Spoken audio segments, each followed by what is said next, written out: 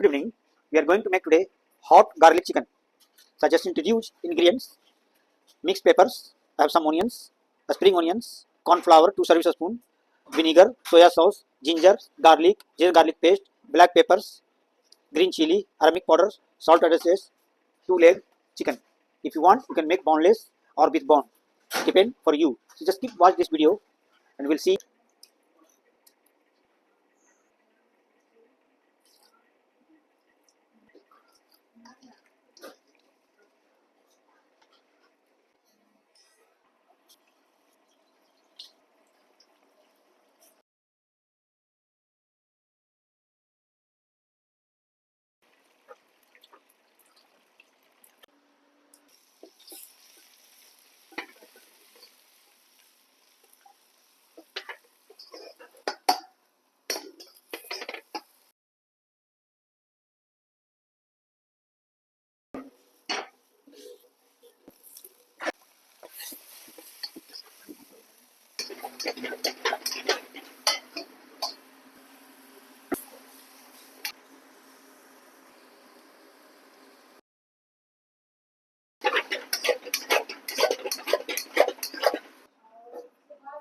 Welcome back.